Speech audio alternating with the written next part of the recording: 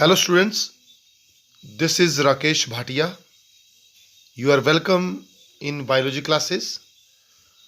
Today we will start with the topic microbes in the production of biogas in the chapter 10 of plus 2 biology, that is microbes in human welfare.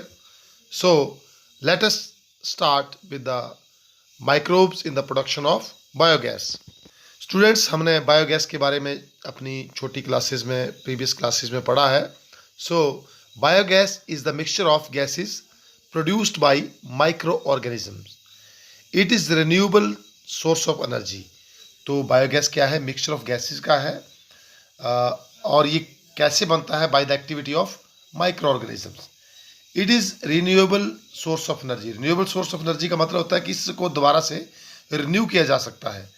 Methane is the prominent gas present in the biogas. तो biogas की जो main prominent gas है वो क्या है? Methane.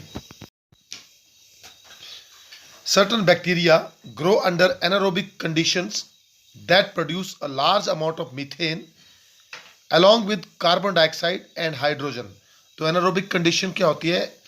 The bacteria which grow in the absence of oxygen. That condition is called as anaerobic condition. The bacteria which produces gaseous mixture are collectively known as methanogens.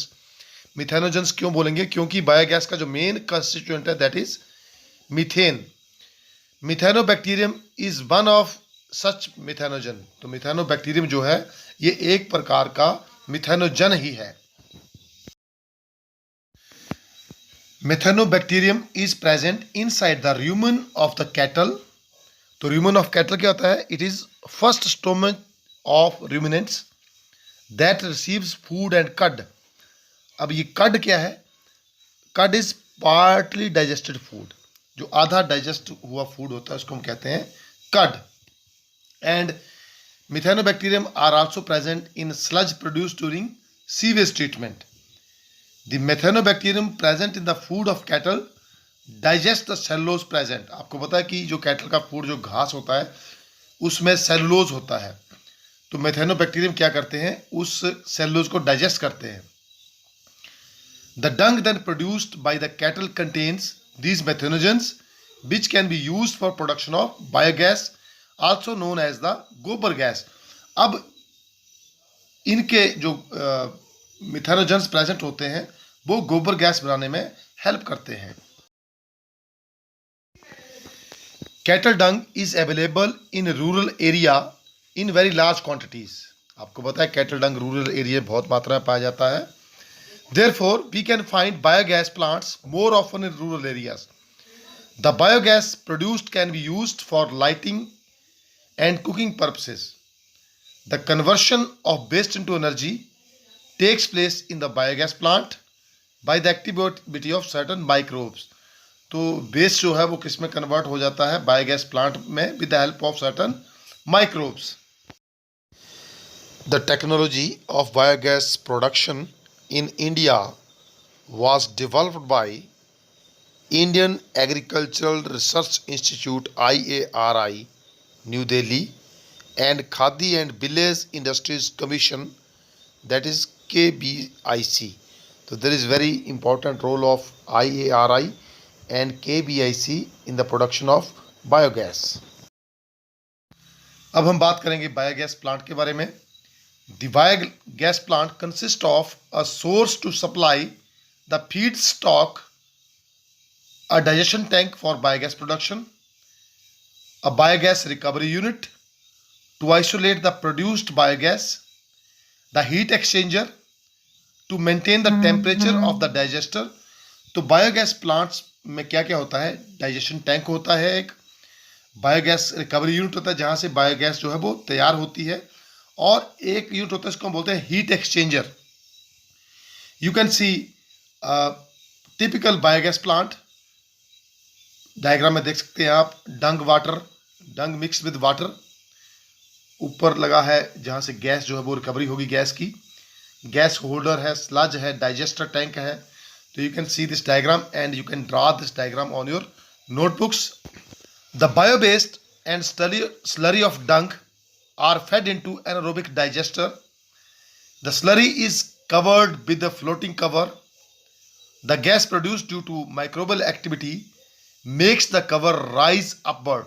अब जो gas बनती है microbial activity से, उसकी help से जो cover जो है वो ऊपर की तरफ उठ जाता है. The produced biogas is supplied to the respective places through connected pipes and then can be used for cooking and lighting. तो कुकिंग और लाइटिंग के लिए इसका प्रयोग किया जा सकता है. The used slurry is removed through outlet and can be used as fertilizer later. तो used slurry जो है उसको बाद में फर्टिलाइजर के रूप में प्रयोग किया जा सकता है. Now we will discuss about the biogas production in landfills.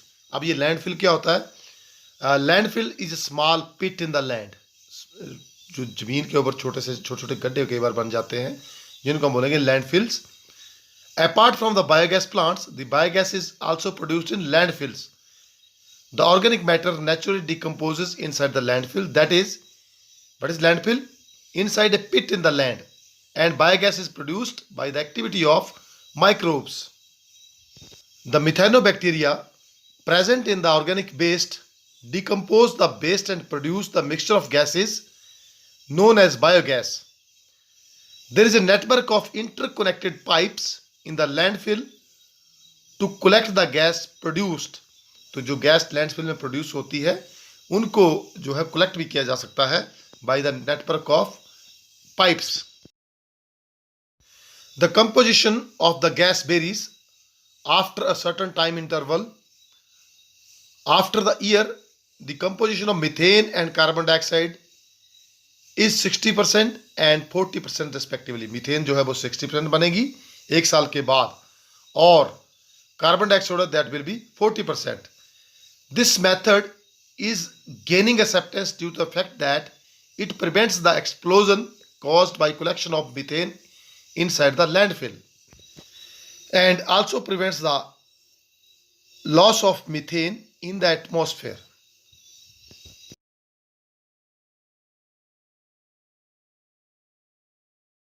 Advantages of biogas. आपने अपने जो पिछली क्लासेस में बायोगैस के एडवांटेज के बारे में पढ़ा है. Biogas is a safe cheap renewable source of energy. Safe है, चीप है और रिन्यूएबल मतलब इसको दोबारा से पैदा किया जा सकता है. Biogas can be burned in stoves to provide heat. It is used for domestic and street lighting and cooking. घरों में भी यूज़ किया जा सकता है और स्ट्रीट लाइटिंग और कुकिंग के लिए भी इसका प्रयोग किया जाता है. It is eco friendly and does not cause any pollution. ये इको फ्रेंडली है और किसी प्रकार का पोल्यूशन कॉज नहीं करती है. It is also used for driving engines को ड्राइव करने के लिए बायोगैस का प्रयोग किया जा सकता है. It is easy to generate, transport and store. It improves the sanitation of the surrounding. The residue left after production of biogas can be used as manure. तो बायोगैस के बाद जो रेजिड्यू बचता है उसको हम मैन्योर के रूप में भी प्रयोग कर सकते हैं. Manure means fertiliser. The use of biogas is environment friendly, that is eco friendly.